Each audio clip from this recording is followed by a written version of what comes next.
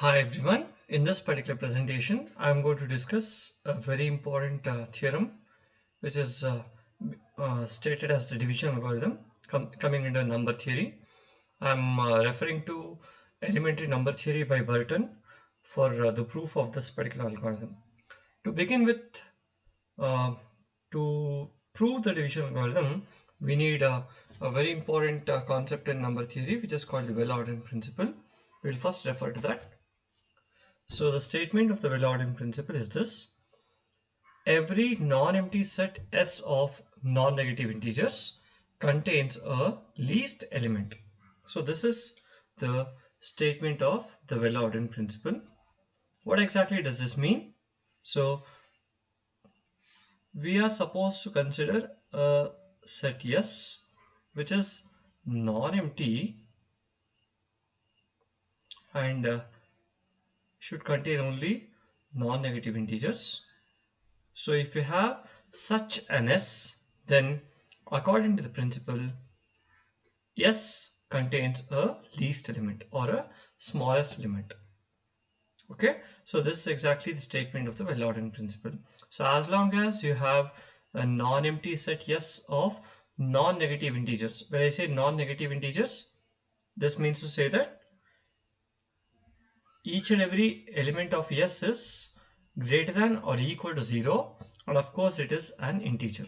Okay, so in terms of a set, we can write S as S equal to set of all x belonging to Z such that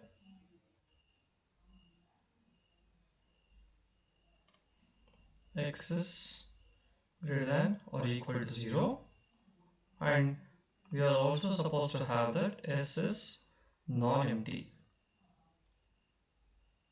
Okay, so this is the basic principle which is going to be very helpful to prove the division algorithm. So as long as S contains non-negative integers only and S is non-empty, then it has a least element, is what the Velodin principle says.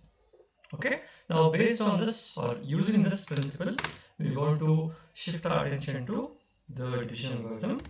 So we'll first look into the statement of the division algorithm. So first of all, what does division algorithm tell us? It tells us as to how to divide an integer by another integer. Okay, and when I say an integer by another integer, the number which is going to be divided is called the dividend, and the number which is going to divide the dividend is called the divisor. Okay, so for our understanding, in this discussion, we will choose A to be the divisor and B to be the dividend. I repeat, dividend is the number which is going to be divided by the divisor. Okay, so basically we have A to be the divisor and B to be the dividend.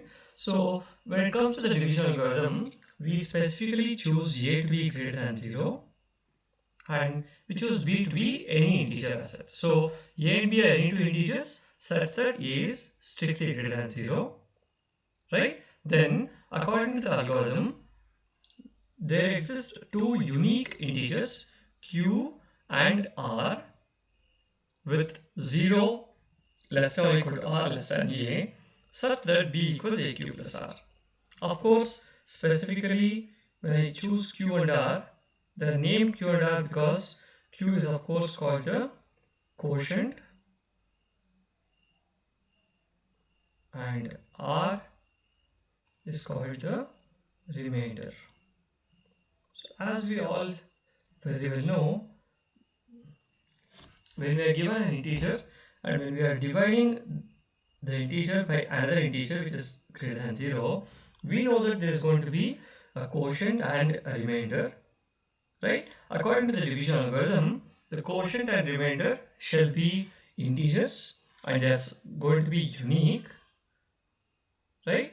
And of course, there is a specific condition on the remainder. There is absolutely no condition on the quotient except that it is supposed to be an integer. But for remainder, we are supposed to have the remainder to be lying between 0 and a. And of course, the remainder cannot be equal to a, but it can be definitely equal to 0. And we are supposed to have the relation between the four entities to be this, which is b equals aq plus r. So this is what is known as the division algorithm. Now before we dive into the proof of this algorithm, I would like to give you a short example to make you understand as to what exactly the division algorithm says. Right? Just before that,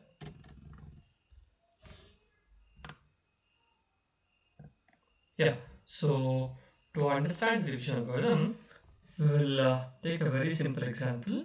Suppose we take b to be, say, 38 and say a to be 5, right? So what does the division algorithm say?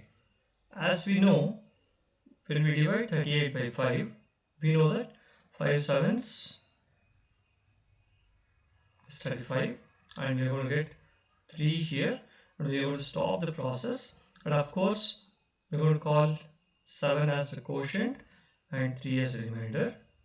So what the division algorithm says is that this quotient and remainder both are going to be integers, and they're also going to be unique, and this remainder is going to be a number between, it's going to be an integer between 0 and a, which is 5, and of course it should be strictly less than 5, but it could be definitely equal to 0 in this example. And we are supposed to have this expression to be valid, which is b equals aq plus r. In this example, b is 38 and this is going to be equal to 5, which is the divisor, into q, quotient, which is 7, and of course the remainder is 3. So this is exactly what the division algorithm says. Of course, very importantly, this q and r, that is 7 and 3 in this example, are supposed to be unique.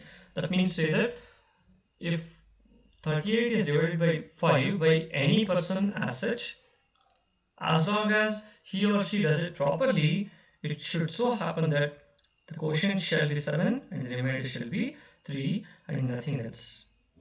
So that is what you mean by saying that q and r are unique. Okay. Now that we have hopefully understood what the division algorithm says, we're going to prove this generally. Okay. So for that to be done, as I said earlier, we are going to use the well ordering principle. Okay.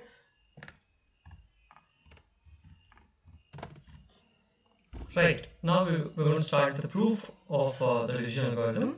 So we're going to prove this in 3 steps as such. So as stated, we are given a greater than 0 and b to be any two integers. Okay. So we're going to prove this in 3 parts. So initially we're going to show that there exist q and r such that b equals a q plus r. So this is going to be the first part of the proof. So first we are going to show that there exists integers q and r specifically, right, such that b equals aq plus r. That is going to be the first part of the proof. After proving that part, we are going to prove the second part, that 0 is less than or equal to r, and that is going to be less than a. R.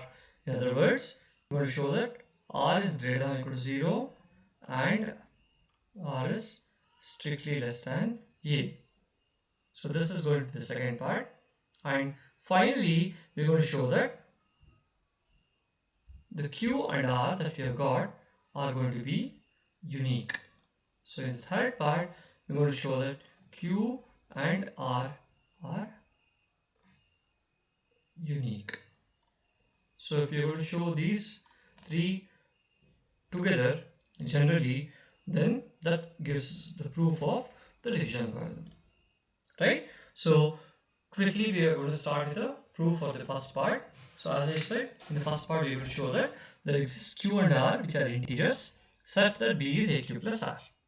Okay, so for this to be done, instead of showing that B equals AQ plus R, we're going to show that we'll be able to find an R which is in the form of B minus A into Q. Okay, so to do this, what we're going to start with would be to take a set S in the form of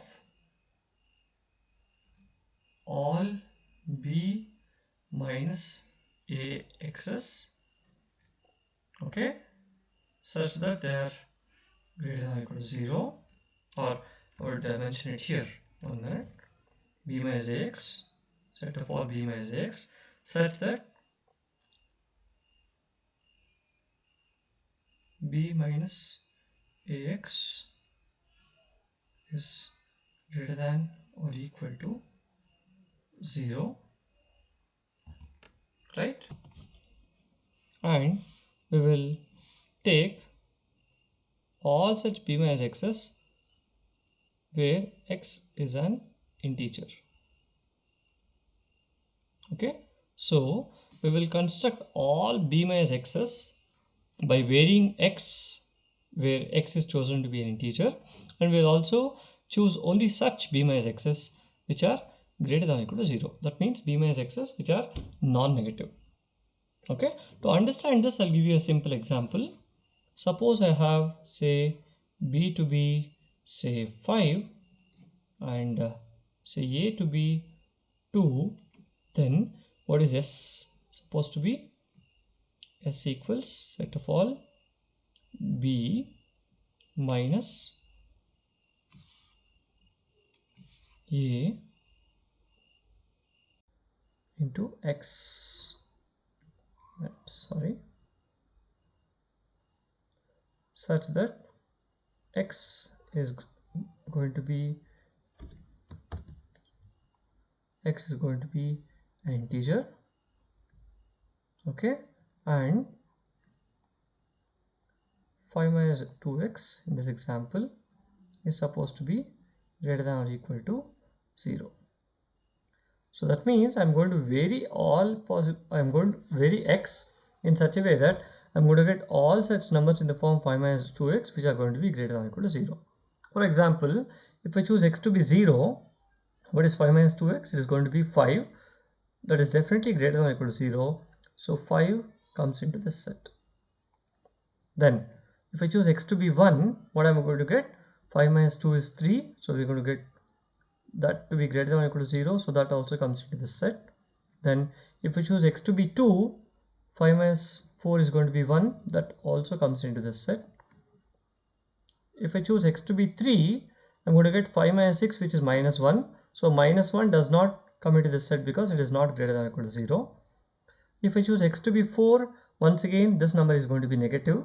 So from 3 onwards, if I choose x to be any integer greater than or equal to 3, 5 minus 2x can never be greater than or equal to 0.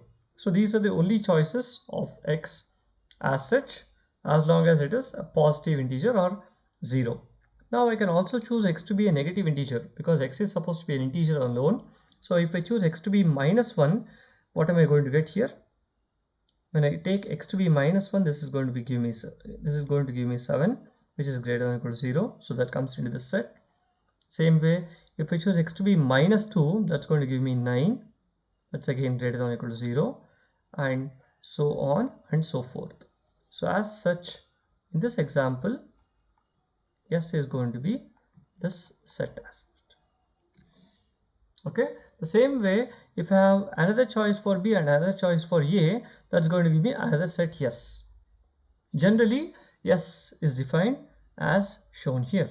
So S equals B minus AX such that b minus x is greater than or equal to 0 and x belongs to Z. And I repeat, why am I choosing yes to be this? I am choosing it based on the expression for R. Okay, so R is basically of the form b minus aq, right? I'm supposed to get R to be b minus a into q. So I'm going to construct this set yes, and I'm going to ensure that this satisfies the Velodin principle. Okay, and if yes satisfies the Velodin principle, then of course it should have a least element. I'm going to choose that least element as R. That is the idea based on which I'm constructing this set yes. Okay, so I'm now supposed to show that yes satisfies the conditions of the Velodin principle. So what are the conditions as such? There are just two conditions, as we know. Yes is supposed to be non-empty and it should have only non-negative integers. Now out of these two, by the definition of this yes, as you can see here, obviously yes is what's going to happen with yes? By definition,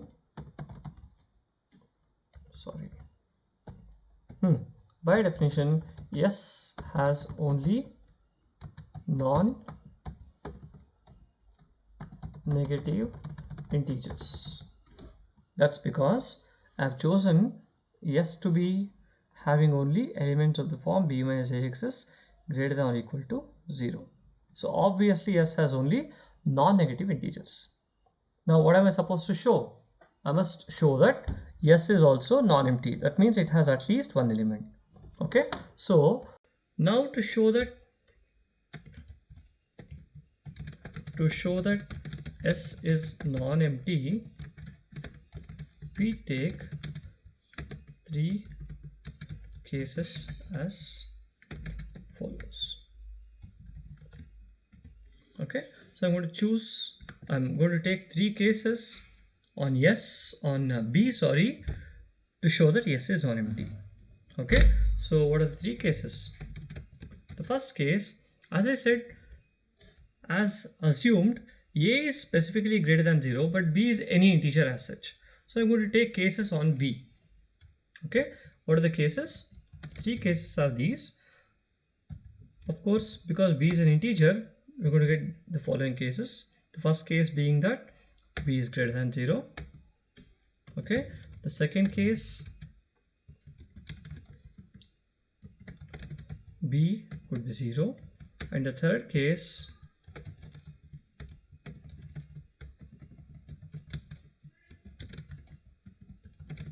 b is less than 0. So in each of these cases, we're going to show that yes is non-empty. Okay, so suppose b is greater than 0, I'm going to show that there is at least one element in yes. What is that element? See, as I explained earlier, x is in our hand. Okay, so we can choose a suitable x such that b minus ax is greater than or equal to 0, and that will ensure that that element belongs to yes. Okay, so in this case, we choose x to be equal to 0. Okay, then what happens? What do we get if x is 0? What will be the expression? What is the value of b minus ax in that case? Because x is equal to 0, b minus ax is b, and of course because b is chosen to be greater than 0, b minus ax is greater than 0. Correct? So what is going to happen if b minus ax is greater than 0? This automatically means that b minus ax belongs to yes as such. I hope I have made things clear. What I'm trying to do is that if b is greater than 0, I'm going to choose x to be equal to 0. So if I have x to be equal to 0, b minus ax will be simply b, and because b is greater than 0, this number is going to be greater than 0, and as long as it is greater than or equal to 0, that element belongs to yes. Correct? So b minus ax belongs to yes, And because b minus ax belongs to S, I can say that yes, I can say that S is non-empty. Okay, so this is the first case. So if b is greater than 0, then automatically S has at least one element. Now we take the next case when b is equal to 0. Yeah, once again, what do? We choose x suitably so that once again b minus x is going to be belonging to S. So what do we choose x to be? Once again we choose x to be 0. So what will happen if x is 0? B minus x is going to be, see, as you can see here, x is 0 and b is 0. So b minus x is going to be 0 itself, and 0 can definitely be written as greater than or equal to 0, right? And because 0 can be written as greater than or equal to 0, I can easily see that, or I can simply claim that b minus x belongs to S. And because b minus ax belongs to S, once again S is non-empty.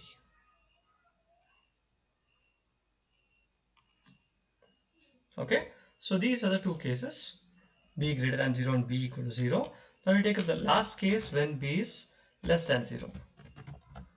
Here we have to smartly choose x. Okay, so if we smartly choose x, then we got to ensure that b minus x ultimately is going to be belonging to S. Okay, so what should we choose x to be? We choose x to be b itself. Now what will happen if x is b? What will be b minus x? B minus x will be b minus a into b, correct? And if this is b minus ab, it can be easily rewritten as b into 1 minus a. Now if b minus x is effectively b into 1 minus a, can I say that this b minus ax belongs to S? Why? As you can see here, b is specifically less than 0. And what is a? Because a is greater than 0, I can take that to be greater than or equal to 1 because it is an integer. And if a is greater than or equal to 1, then what will be 1 minus a? 1 minus a is going to be less than,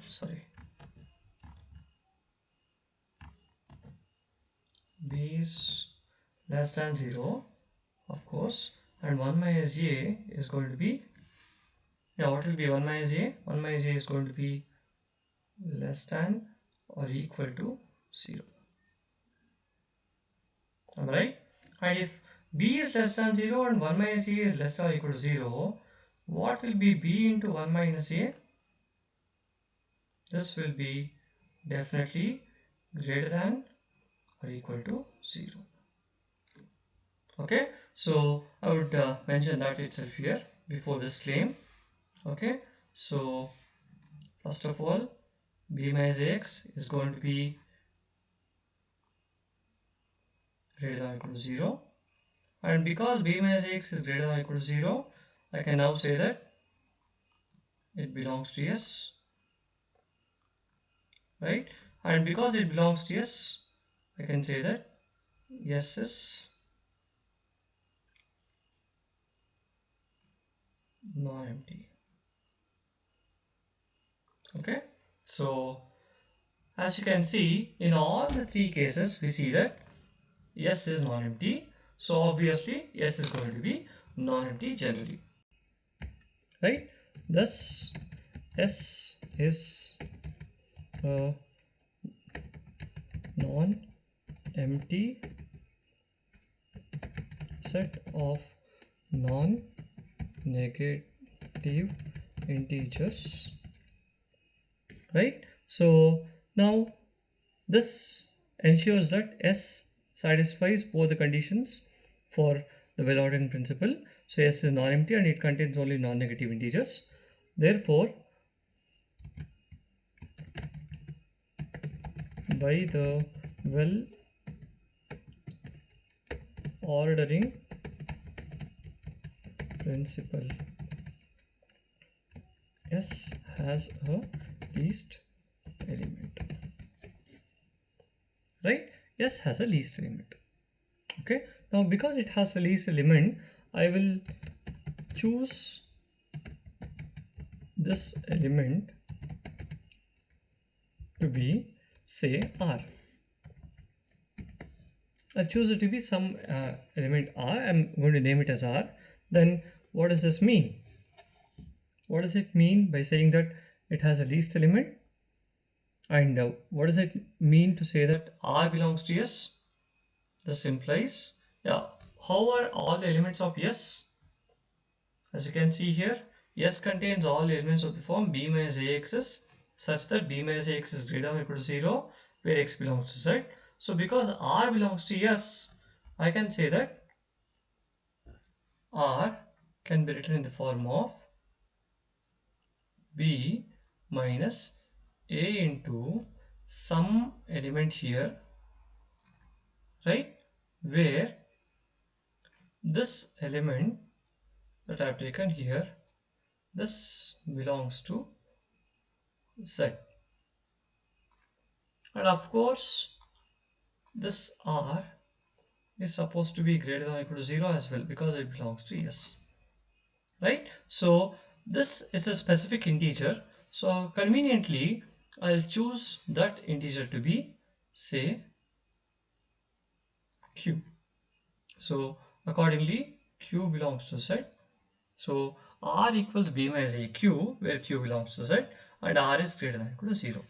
Or in other words, I see that, yeah, if R is B minus AQ,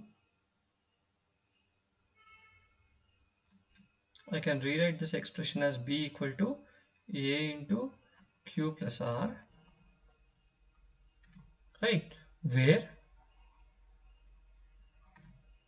Q and R are integers specifically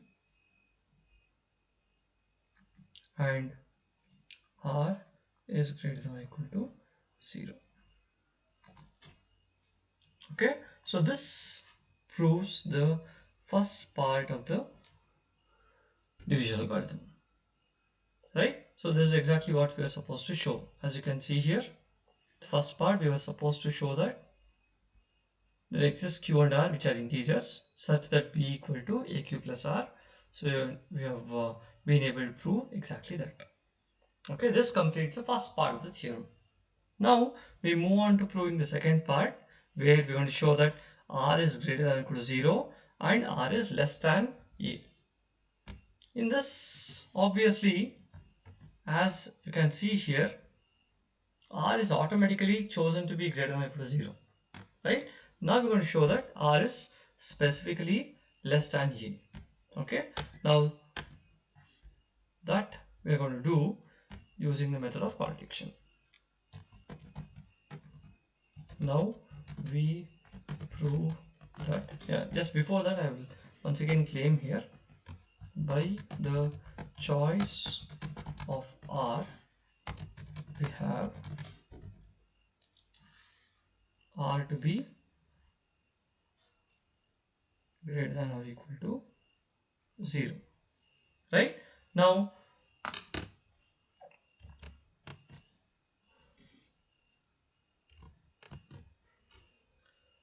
we shall prove that R is strictly less than A.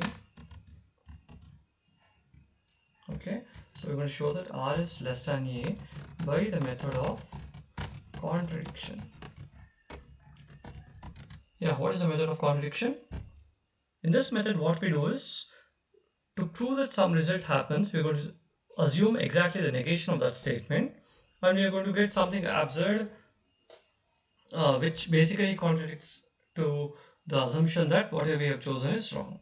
Okay, so we're going to show that R is less than A by the method of contradiction. For that to be done, we check or we suppose that R is not less than A. Okay, so what will happen if R is not less than A? R is going to be greater than or equal to A. Right? Now, what will happen if R is greater than or equal to A? Then we are going to have R minus A greater than or equal to 0. Correct? Now, if we consider the expression R minus A, R as we know is given by B minus AQ, and we have this as minus A, which on simplification is going to give me R minus of A into 1 plus Q. And as you can see here, this is the form B minus A into some integer, right? So R minus A is greater than or equal to 0 and it is also an integer, right? So automatically, by the definition, yes, we can claim that R minus A belongs to yes. But can R minus A belongs to yes? Of course not, because yeah, why? R minus A cannot belongs to yes, cannot belong to yes. This is a contradiction, right? So this cannot happen as R is the least element of yes. Now, what will happen if R is the least element of yes? By the definition of the least element or the smallest element, if yes has R to be the least element, no other element smaller than R can be in yes, right? As R minus A is less than R. Okay, so why are we getting this contradiction? I hope you understood this contradiction. The contradiction is to the fact that R is the least element of yes. R is the smallest element. But what has happened just now? If we had chosen that, if we had supposed that R is greater than or equal to A, we would see that R minus A belongs to yes. But R is the smallest element means that R minus A cannot belong to yes. And R minus A cannot belong to yes means that the supposition that we have made is wrong. So thus thus R must be less than A. Putting together, we see that what do we get? Putting together the fact that R is greater than or equal to 0 and R is less than A, we see that R lies between 0 and A. So R, the remainder, shall take a value between 0 and A, and specifically R is greater than or equal to 0 and specifically less than A. Right? So this completes the second part in the proving of this theorem. Now we move on to the last part, the final part of the proof, where we're going to show that Q and R are unique. Okay, so to show that Q and R are unique, we start this way. So we suppose that B equals AQ plus R and B is also equal to AQ dash plus R dash. So we assume that B can be expressed in two different forms. One is going to be AQ plus R and the other form where it is going to be AQ dash plus R dash, where Q, R, Q dash, R dash, all these belong to set. That means they are integers. Okay, and we got also assume that, of course, we know the conditions for R. So R is supposed to be lie between 0 and A, and also we need to have the other condition for R dash as well. So R dash also is supposed to lie between 0 and A. So now we suppose that B can be written in two different forms, AQ plus R and AQ dash plus R dash, where all these are integers and R and R dash lie between 0 and A. Then finally we're going to show that Q and Q dash are just the same, and the same way R and R dash are also the same. They're not very different, so they're basically the same, and that obviously means that Q and R are unique. Okay, this is exactly what we're going to do and prove. Okay, for this to be done, first of all we'll slightly rewrite these inequalities, which are in the form 0 less than or equal to R less than A, and 0 less than or equal to R dash less than A. I'm going to tell you why a little later. The first inequality will retain it as it is, but the second inequality, what we are going to do is we'll rewrite it from left to right instead of right to left. So what are we going to get here? A is going to be greater than R dash, and this is going to be greater than or equal to 0. Okay, or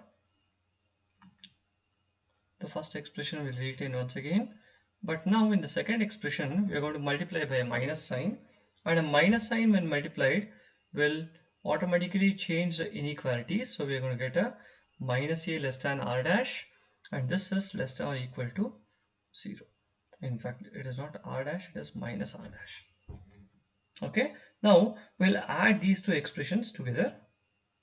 So that is going to give us minus A, and because we have a less than or equal to and less than here, this is going to give me a less than condition, and I'm going to get R minus R dash.